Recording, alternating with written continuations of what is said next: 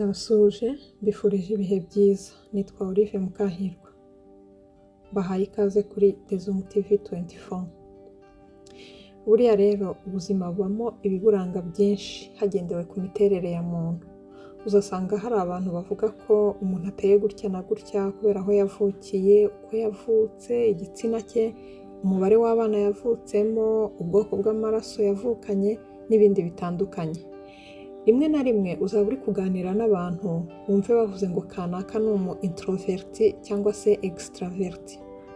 Kimwe nuko bitewe nuko abo mujya muganira batazi ibyo ushobora kuba uri kuvuga, uzasanga bibaza ngo ese uyu muntu introverti na extraverti avuga bisobanuye iki? Yaba rero wumvise aya magambo cyangwa se sinigitangaza ko hari umuntu ushaka kuba dukurikiye atarigeze yumva, reka mbabwire ko aya mazina yombi introverti na extraverti yavumbuwe n'umuhanga mu by'imitekerereze w'umusuwisi witwa Carl Gustav Jung mu ntangiriro z'ikinyejana cya 20. Afatanije n'abandi bahanga bagenzi be mu by'imitekerereze bacukumbuye imyitwarire n'imibereho y'aba bantu bombi bitwa aba introverti n'aba extraverti. Hanyuma banagerageza kugaragaza itandukaniro riri hagati y'aba bantu bombi.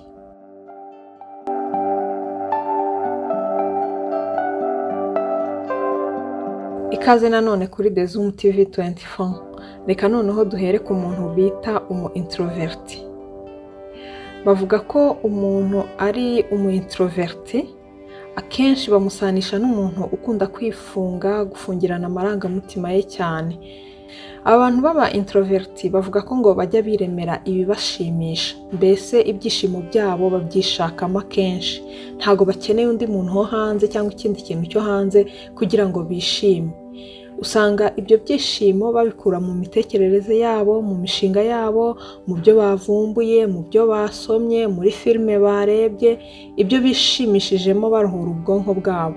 Uzasanga abakina amakinamico asekeje abenshi ari aba introverti baba bakina ibyo baba babonye abandi bantu batigeze bitaho. Aba introverti kandi bakunda umwanya wa bonyine ngo biyongerere imbaraga.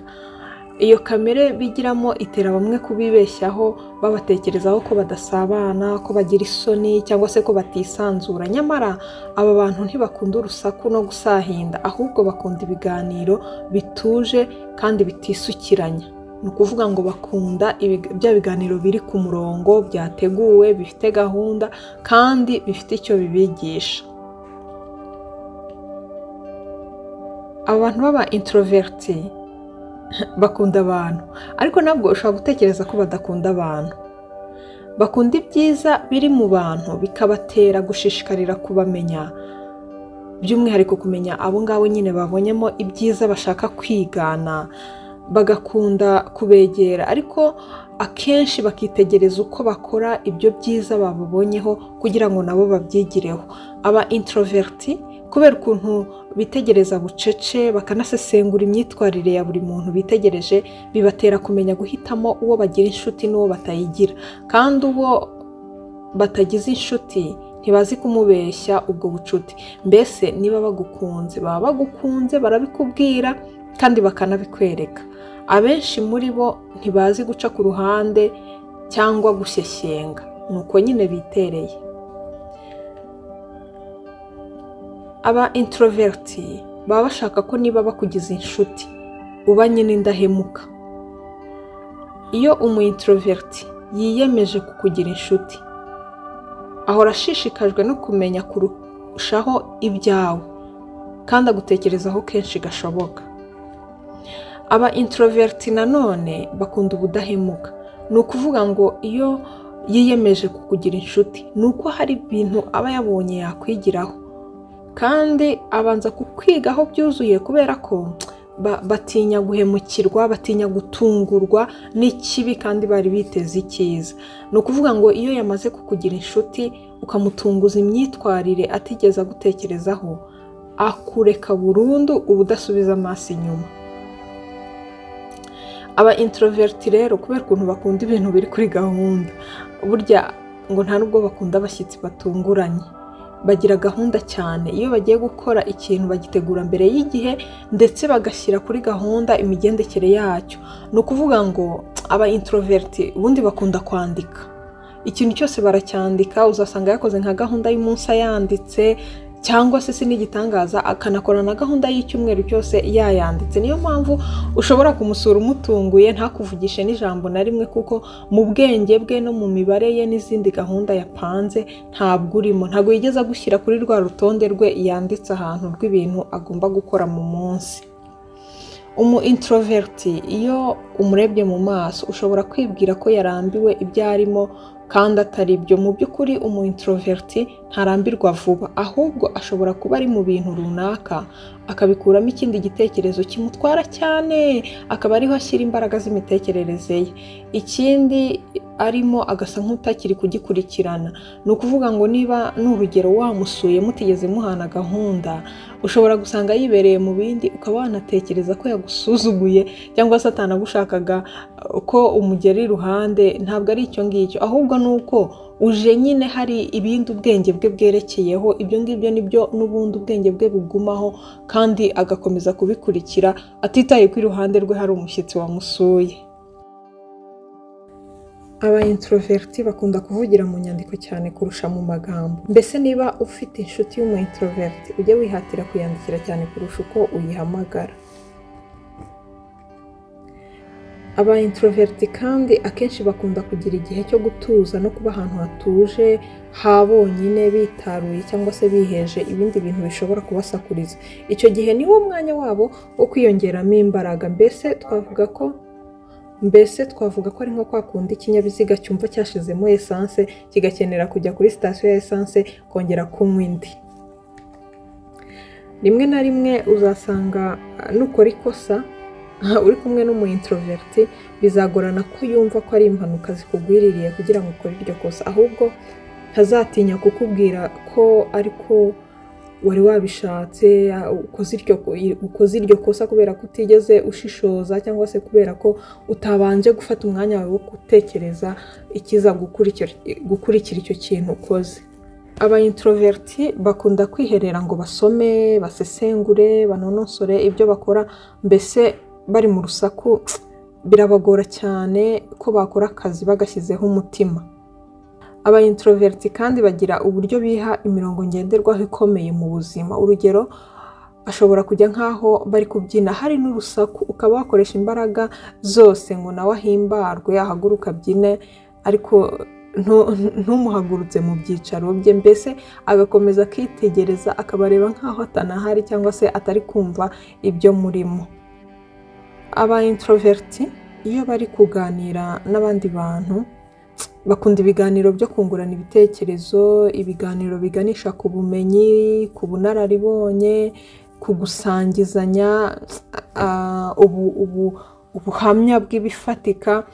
Ariko cyane cyane bakunda kungurana ubumenyi bujyanye n'ibintu byagiye byandikwa. Mbese ibintu biriho bifite reka mvuge ngo bifite facts, nuko nyine bimereye. Noneho rero reka turebe abantu baba extraverti, bimwe mu bibaranga.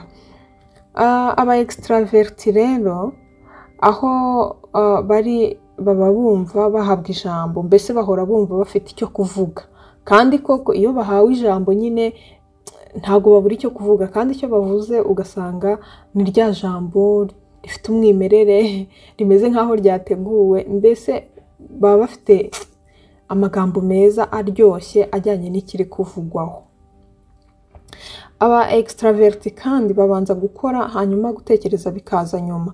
Ariko simvuze ko bahubuka, ahubwo bo baba bumva icyo batekereje bahita banagikora, nta mwanya munini bafite wo kutakaza mu kubanza kugitekerezaho byinshi. Mbese bumva bazakomeza gutekereza kuri icyo kintu bashaka gukora no mu gihe bazaba baratangiye kugikora. Aba extraverti kandi kugira ngo bumve biyongeramo imbaraga, izo mbaraga bagakenera kuzikura nko ku nshuti zabo, mu guhuza urugwiro, mu gusurana, mu kuba bahuriye ahantu hamwe, mu kuba baganiriye. ni ukuvuga ngo imbaraga zabo bazibona mu bantu babazengurutse kurenza uko bazibonamo cyangwa se bazishakamo. Iyo umu extraverti akoze ikosa ahita yicuza atabanje no gutekereza uko yari gukora kugira ngo iryo kosa aryirinde. Ni ukuvuga ngo iyo agize nk'ibyago akagwa mu ikosa, ni wa muntu uzi guca bugufi agahita yicuza ikosa rye, kandi byashobokaga ko mbere iryo kosa hari n'uburyo yari kuryirinda mbere y'igihe. Aba extraverti ibyishimo byabo babishakira hanze yabo, nko gusohoka, guhura n'abantu benshi, kuguma mu matsinda, kujya kugura ibyo bashaka, kurya ibyo bishimira. Mbese iyo bari hamwe n'abandi bantu nibwo bumva baguwe neza. Iyo aba extraverti bumva hari ibitekerezo bakeneye kunguka, baba bumva batabikura mu bitabo cyangwa se mu nyandiko, ahubwo bumva babikura muri bagenzi babo. Mbese bakunda ibitekerezo bitangiwe mu matsinda magari. Aba extraverti bazi gushaka inshuti kandi nyinshi. Mbese iyo umu extraverti agushakaho ubucuti, agushyiraho imbaraga ze atizigamye, agakunda kuguhamagara kenshi no kugusura. Ikintu kibangamira imibereho y'umu extraverti ni ukubaho yumva atagwije inshuti. Aha aba yumva abayeho mu bwigunge, atifitiye n'icyizere. Nuramuka uhaye umu extraverti umurimo wo gukora, uzaba umugiriye neza n'umwegereza abarenze babiri bafatanya, kuko bakunda gukorera mu matsinda cyane. Kugira ngo umu extraverti agire icyo atekerezaho ntibimusaba guceceka cyane, kuko ashobora no kuba ari kuganira ariko ari no gutekereza ibindi bintu byinshi. Urugero, hari nk'abanyeshuri bavuga ko bakwigira no mu kabyiniro harimo umuziki, bagafata kandi bagatsinda. Abo rero ni aba extraverti beza. Noneho rero hari n'abandi bita aba ambiverti. Aba uzasanga bifitemo imyitwarire y'aba introverti n'iy'aba extraverti icyarimwe.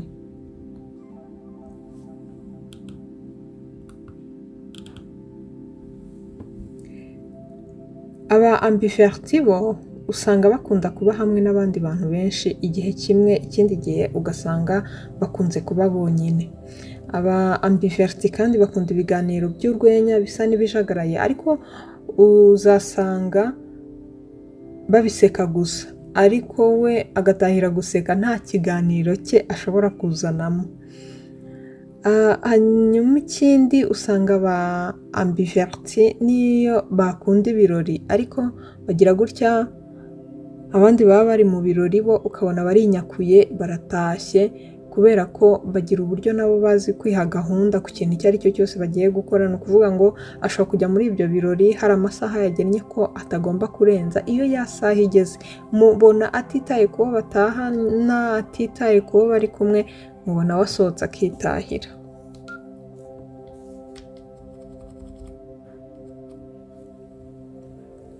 Iyi myitwarire itera umuntu kuba yakwitwa umu introverti, extraverti cyangwa se ambiverti, uzasanga akenshi iterwa n'imibereho umuntu yagize, bitewe n'uko yakuze, aho yakuriye n'ibyo yakuriyemo. Urugero, uzasanga umwana wakuriye mu bikomere runaka, birimo nko gukurira mu muryango udakundana, utumvikana, utubahana, urimo gucengacengana, uhoramo induru, uhoramo intonganye.